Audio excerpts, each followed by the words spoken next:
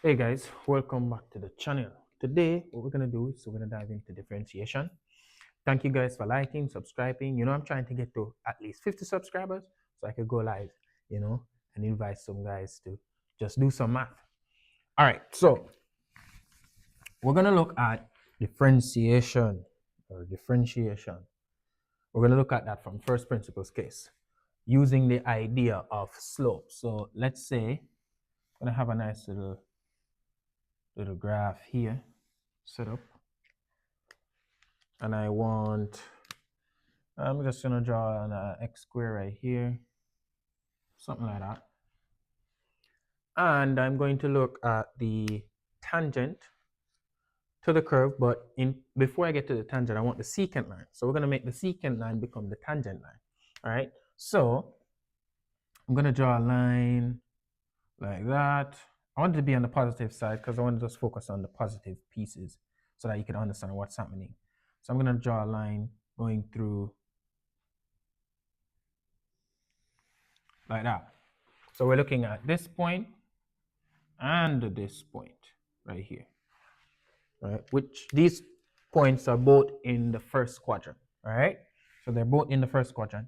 And we're gonna look at the distance that they are on the x and on the y. So we're gonna label these axes, x-axis, y-axis. So what I've drawn here is just a line and a x square curve, or assumed to be, and a secant line that crosses 2 points on that curve. Now, let's label the coordinates of these 2 points. So this point here, because this is the center, so that's 0. So this point has to be some distance x from the origin. So we're going to say that this point right here is at x. And if this point is at x, we already know that this is also some distance x from the origin. So what we're going to do is we're going to use that distance to add to that x value. So what if this is x, this has to be x plus something. And the formal letter that they always use is h. So we're going to use that h. So we're saying that if this is x, this distance right here is x plus h. And the h is coming from the fact that it cannot be x again. Because let's say x is 1. This is at 1. Then this point right here is further away from 1. So we have to make that distinction. And that distinction is that, hey, the additional distance from this x point right here is x plus h. And that's how we get to that point. Now, if you have the x value, we're going to say that let x be the independent value here, and you plug that into the function, you will get the y value, which we say is the f at x. For example, if I say y equal the x squared, like that, I could rewrite this as f at x is equal to x squared, just like that. So in terms of x, if I want x to be 1, when I put 1, so I would want to find what f of 1 is, and then I would replace 1 inside x squared, and I would get 1 squared, which is 1, right?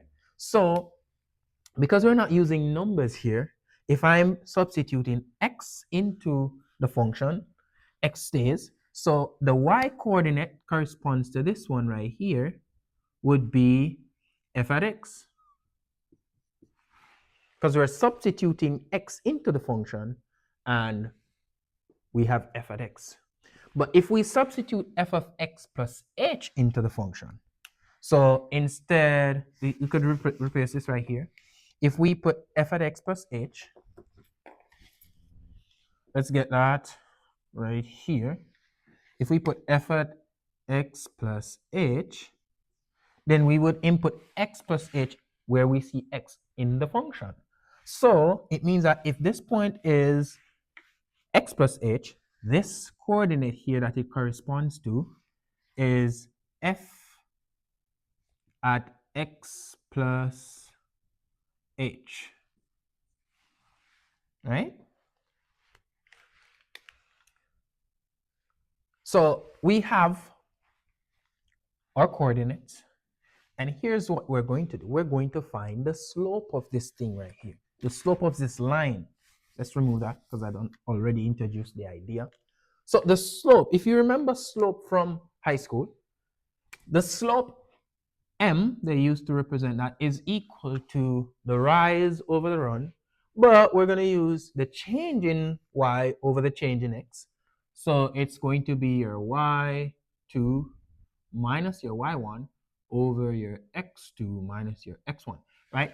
And we say that we distinguish the y values by using the subscript, because you can't say this is y and that's y. That's 0, and it would be 0 over 0. You don't want that mess, right? So the subscripts here are just to differentiate between the 2 points that we're going to be using. And the 2 points right here, this one and this one that we're going to be using, if we look at their coordinates, the coordinates of this point, x is x, and the y value is f at x. That's our one coordinate. And the other coordinate is x plus h. And the y coordinate is f at x plus h. So those are our 2 points. This point right here, this point right here that we're working with. Because if we think about it, if we're looking at just numerical values, if you're looking at this point would say you would have a value of, let's say, 4, 3. That would be the coordinate of that point. But we're not saying that. We're saying that, hey, we don't know what those 2 values are. We just know that this has x plus h in the x direction, and this is f of x plus h in the y direction. Okay? So that's how we write those coordinates, where we're writing it like this in terms of x and f of x and x plus h and f at x plus h. Now, these are the 2 points that we're going to plug into this thing right here, the slope formula, to find the slope of this line. So this is what we're going to do. We're going to label your points, because I'm doing it real slow, just like how I teach it. We're going to label our points. It doesn't matter how we label them initially, but once we label them, we keep it that way. Okay? So we're going to make this our x1, this our y1, then which means that this becomes our x2, and this is our y2. You see that? Let's do the math now. So if we're finding the slope of this secant line, we are looking at m is equal to f at x plus h, which is the y2, minus the y1 value, which is f at x, divided by x2, which is x plus h, minus x1, which is just x. And we have that m, we could simplify that a bit, is equal to, we still have the numerator, which is f at x plus h, minus f at x, and we're dividing that by, if we clean the denominator up, we just have x minus x, that's gone. We're just left with h, so h is in my denominator. Now you might be saying, hey, but that's not quite the first principle. We're looking at limits. Hey, where does the limit comes in? All right, we're gonna look at that. We're gonna look at where does the limit comes in. All right, let's wait for that now. Okay, here we go again. So we're gonna look at when h, because what we want, this is what we want to achieve. We want the secant line to become a tangent line. Now, the only way that can happen is if this line is moved down. For example, is if this point comes as close as possible to this point, or come exactly to that point, or if this point go exactly to that point. Whichever way works for us, because you still have a tangent line right here. So we want the secant line to become the tangent line. And we're going to look at this point right here. This point, let me highlight that in black. Well, it's already in black. Let me put it in purple. Let's get my purple marker right here. So we're looking at this point. If this point, I want you to visualize this point coming closer to this point right here. What's happening? If it comes closer to this point, it means that h is getting smaller and smaller and smaller and smaller. H is going to 0. That's what's happening. So as h goes to 0, if h goes to 0, remember, if h becomes 0, what we have here is x. So we would have this point being exactly the same position as this point right here. This point right here. So as h goes to 0, so I erase it, this point becomes this point. So that's the idea of where the limit comes in, because we're going to look at, hey, as h approaches 0, as it gets infinitely close to 0, what's happening to this function? That's what we're going to look at. So we're saying that we want to look at, I think we could remove this piece. We want to look at what's happening when h goes to 0.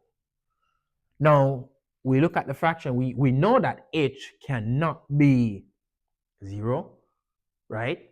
So we want to look at what's happening when it's approaching it. Because if h is 0 here, there's a problem. It's division by 0, undefined. So we want to look at, hey, what's going on to this line here as h gets closer and closer to x at this point. And that's where the idea of the limit comes in, because you can't get to 0, but we can approach it. So the limit helps us to approach the 0. You see that? So we're going to look at the limit. The limit here, let's write that in black. The limit as h approaches 0. Now, h cannot be 0, as we can see here. But as it approaches 0, what's happening to this function?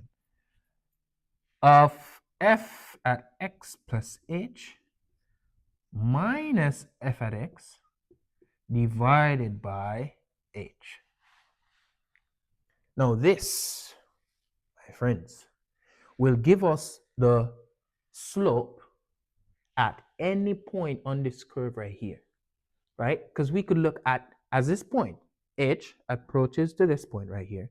The limit as h into 0 would give us the slope at any point on this curve, right? Because we could move this line all the way around. We could swing it all to this side. Sorry, I didn't have the technology right here right now to show you. We could swing this line to this side and pull the points closer together. We could swing it to that side and pull it closer together. So any point on this curve, I could get the slope of that line by doing this. The slope is as a limit as h approaches 0 of f at x plus h minus f at x over h. And just to demonstrate, let's look at finding the slope of this, of any point on this curve, right? We're going to get the gradient function. That's what we call it, the gradient function. And that's what the derivative is. The derivative gives you the rate of change at any given point on the slope. And you could think of the rate of change, if you recall the slope of a line, right? What's happening with that? The slope of a line just tells you how steep the line is, right? But it also tells you how it is changing, right? So, and it's a constant change for a linear equation. So now, what we want is to look at the function itself. We know that the function, I'm going to make this, let's assume, we're saying that this curve right here be x squared. Let this curve be x squared, right? Not actually centered at 0, but we're not going to pay that any mind right now. We need it to be centered at 0, but it's not.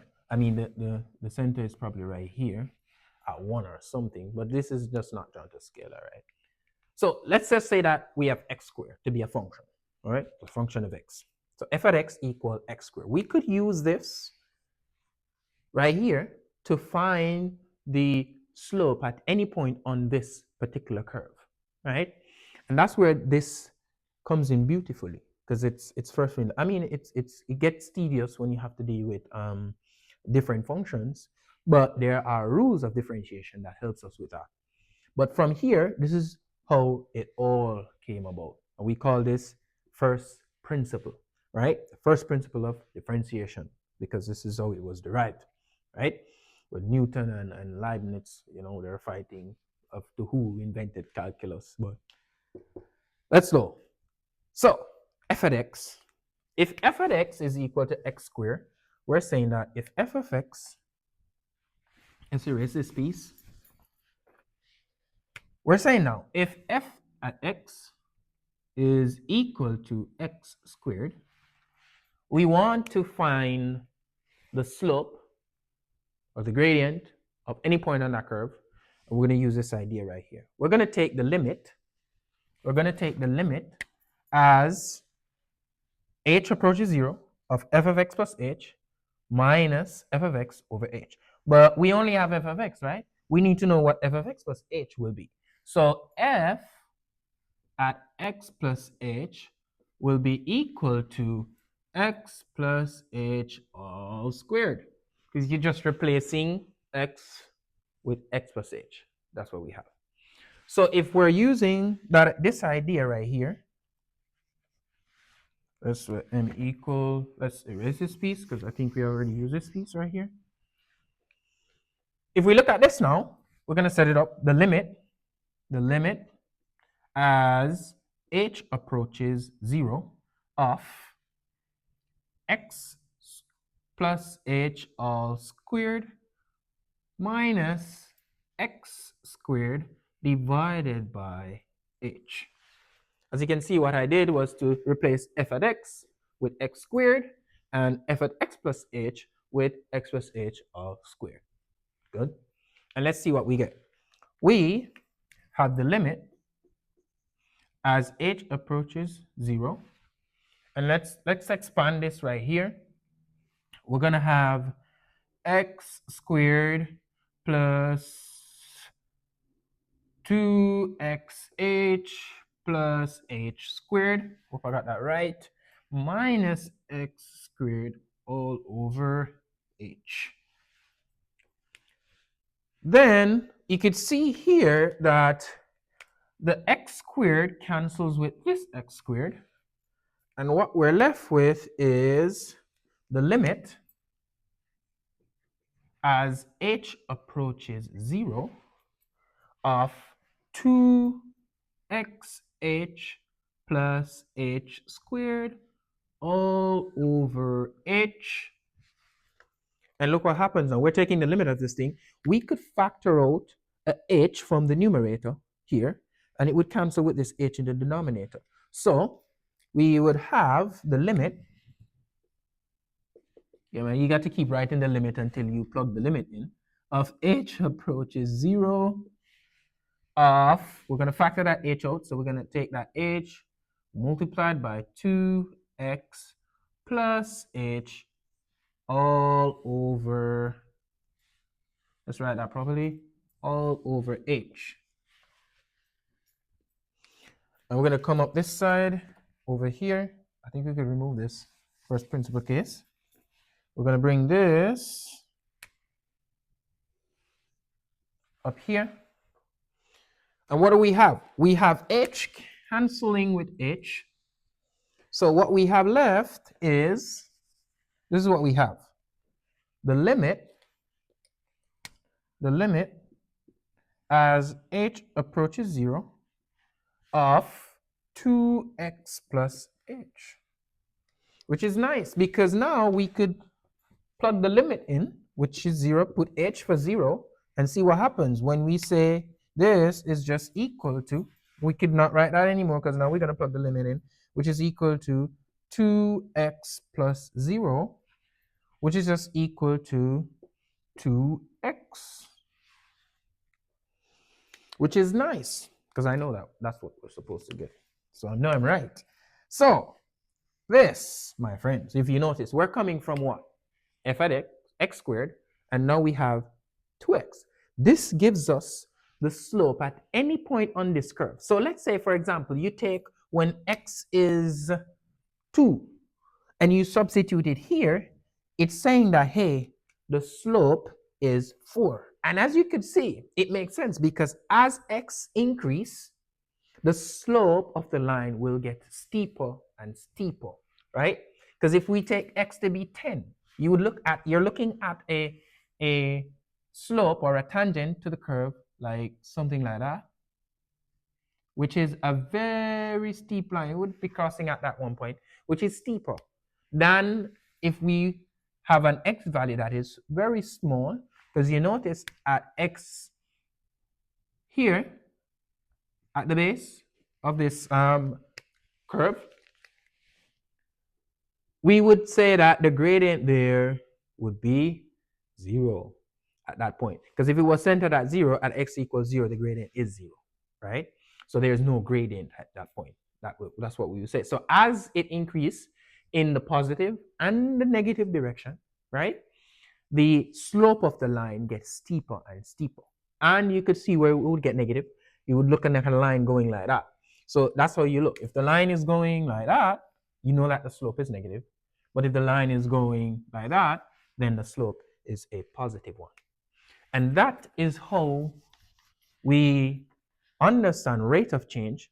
And we call this process right here differentiation from first principles. That's the definition. It's the limit. And let me just write it back on this side. From first principles, definition is that the limit as h approaches 0 of f at x plus h minus f at x divided by h. That's the definition of the limit. But there's a simpler way or a much easier way of getting to 2x from x squared, right? And we would call that the power rule of differentiation. So we're going to dive into those rules right now. So let's get this out the way. And let's look at, I would do another one with this thing right here, but we already did that. This is 2x, so we're going to use that as our anchor, and we're going to hit home with the concept. So let's go. So we already know that x squared, when we differentiate this thing right here, right? So d by dx of x squared is equal to 2x. What took place? Notice what happened. This exponent of 2 came down out as a coefficient, and then we have no power here. What could have happened? Something happened. We know that they could have divided by 2. That would make it true, right? And they could have subtracted a number, because this is now to the first power, right? So one of those two things happened. We're going to find out what happened. Let's look at d by dx of, let's say, x cubed. Let's look at this to see what happens here. I'm just going to give you this by convention. If we plug that into that right over there, we would get to 3x squared. So the question is, how did they get to 2? Did they actually divide it by 3? No, they couldn't have done that because they would have got back 1, just the same for the previous one. So it means that subtraction took place. And they subtracted, it's 1, they subtract here. They also subtract 1 here. So a general form, we could see a pattern right here. That d, let's look at it. The pattern is for the power rule of differentiation.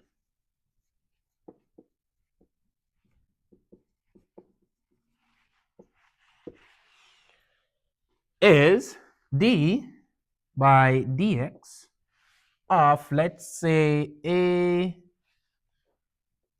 x to the n is equal to, or let's not put let's keep that there, because sometimes we don't know what to do when there's the coefficient of x, of the x term. All right, let's go. So this is equal to n times a x to the n minus 1. So basically what we did was to bring the power down, right? And subtract 1 from that exponent. So we bring that power down, we subtract 1 from the exponent. And if there was already a coefficient of x greater than 1, you multiply that power by that coefficient. So let's say, for example, if this was 2x cubed, when you take that power down in front, it would be 3 times 2, which now would be 6. And then 3 minus 1 gives you 2. So you get to 6x squared. So you should do enough practice with this so that when you look at it, immediately you could get to what the answer is. But let's look at the derivative of a constant. Like, what's the derivative of just a single number? For example, not 0, but the derivative of, let's say, 2. What would that give? Right? I would love to just use first principles to show you this. I mean, it's good exercise, but that's too tedious.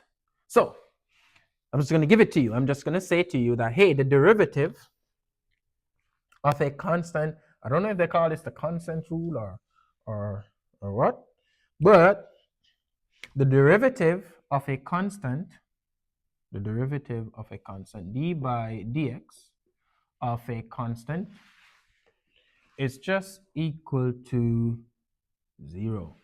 And you can see why this is true. I'm going to explain it graphically. Because if you look at the graph at x equals, let's say, 3, right? At the line x equals 3, that's just a vertical line going like this, right? That's just a vertical line going like that.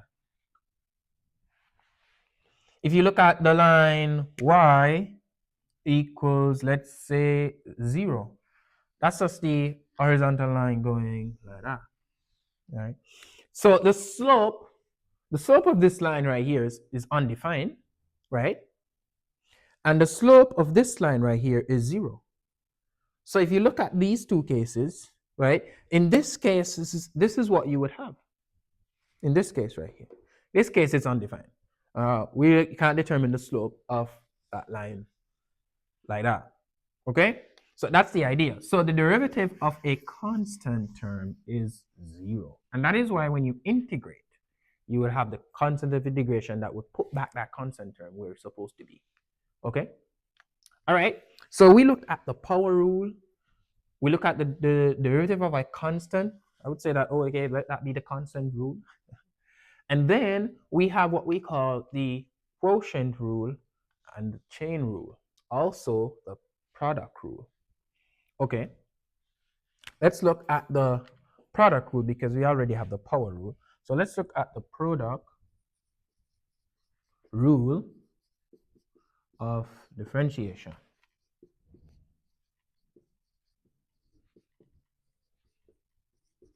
Right? And as you know, product means to multiply. So it means that you're multiplying two functions and you want to take the derivative of it. So you need to know what to do. So if you have f at x and you're multiplying that by g of x, you would want to be able to take the derivative of this thing, right? And the derivative of this, so d by dx of f of x times g of x is equal to, so you're going to take the derivative of the first function, keep the second.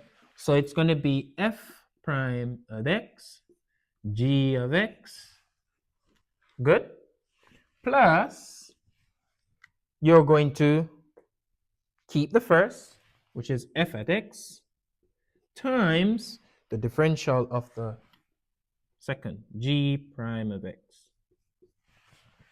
That's a product rule in action right there.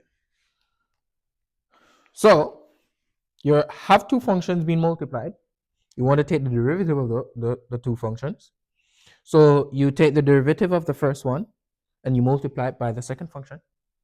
then you're adding the derivative, well, they keep the first function and the derivative of the second function. So an example of this, let's look at an example. If we got that piece though, because I'm all over the place at this point. Okay, so an example would be if we're differentiating, let's say, x squared times e to the x, because that's a nice one, right? So let's say you're differentiating this thing right here. Now, the rule is, hey, this is two function. You got a exponential function right here, and you got a quadratic function right here. So, or a polynomial function right here. So we could say let f of x be g of x. So let f at x equal x squared and g of x equal e to the x. After some practice with this, you will not have to do this. You just see that, hey, that's the product rule of differentiation. And then you take this property right here. You differentiate, so d by dx of x squared e to the x is equal to, let's do the product rule right here. You differentiate the first, which is x squared. So, and we just look at the power rule. Nice. So we take the power down in front, x, subtract 1 from the power, so you get 1, and we keep the first function, and we're adding that to, we're keeping the first function, which is x squared, and we're differentiating e to x. You know what the good thing is? E to the x, to differentiate e to the x, you get e to the x. So e to the x, just the same. And that, this is using the product rule to differentiate that. And if you want to simplify this thing right here, you notice e to the x is a factor. So we could pull e to the x out. We could say e to the x, open parentheses, 2x plus x squared. Or you could even factor out x e to the x, because x e to the x is a factor. And inside you will have, it's always nice to just simplify these things, but we're not into that right now. We could leave it like that for now, okay? If it said simplify though, you would go all the way to its simplest form, which would be x e to the x, open parentheses, 2 plus x. That's what your final answer would be. So that's using this product rule of differentiation. We're gonna get into some practice with this. We're just trying to get the rules out, all of them rules. And after we lay out the laws and rules, then we can use them effectively. All right, where are we? We want to look at the quotient rule. All right, now the quotient rule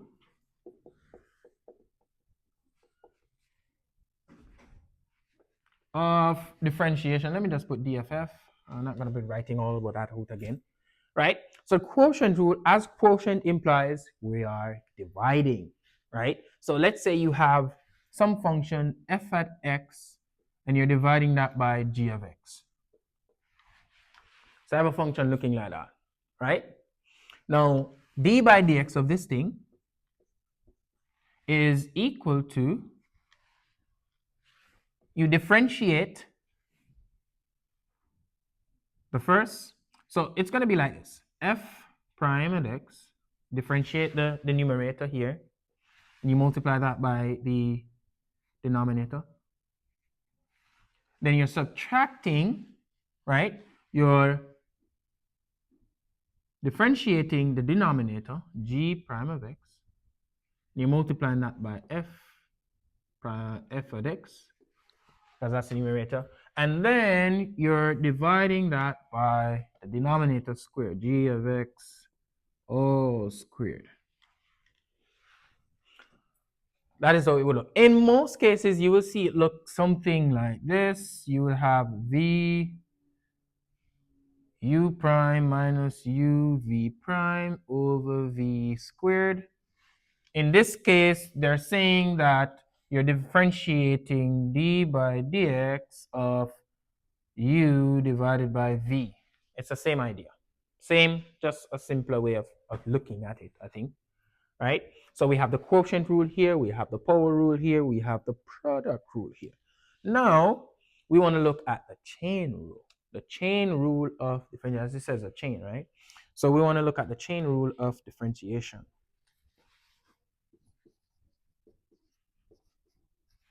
Chain rule of differentiation. All right. So now the chain rule is when you have a function within a function, right?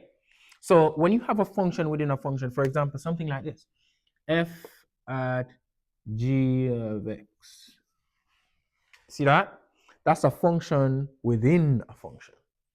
So when you have something like this is how we treat it. D by dx is equal to,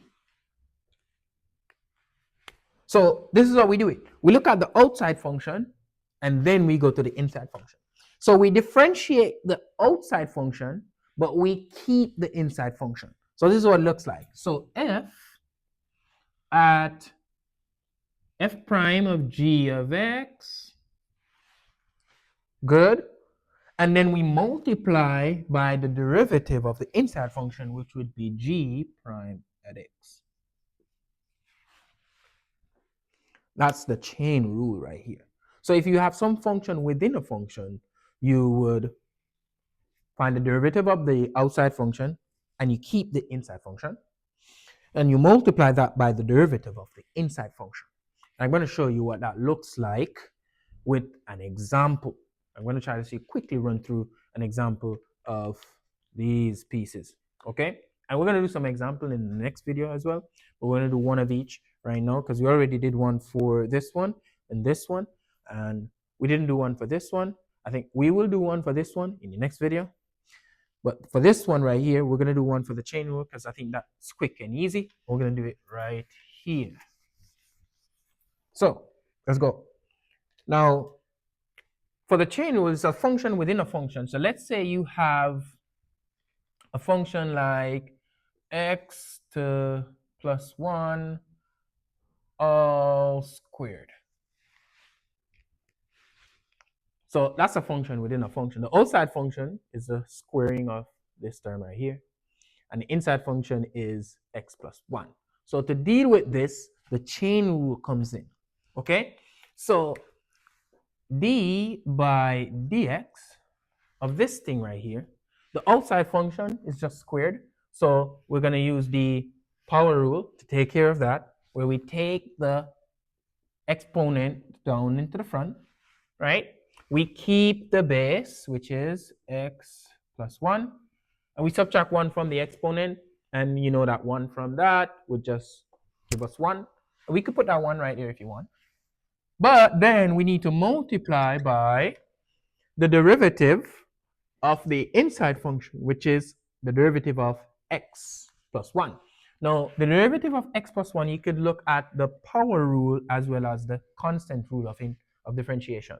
So when we differentiate x, so this is like x to the first power, right? So if we take the power down out front, that's 1, and subtract 1 from the exponent, I'm just put that right there so you see that that's 0. So x to the 0, that's just 1. So we're just left with 1 right here. And then the derivative of a constant is 0. What you could do is you could think of this 1 as being 1x to the 0. And then if you look, when you take that 0 down out front, then 0 times anything gives you 0. So we don't even have to do the remaining part, but let's look at it. Then we have x to the 0 minus 1.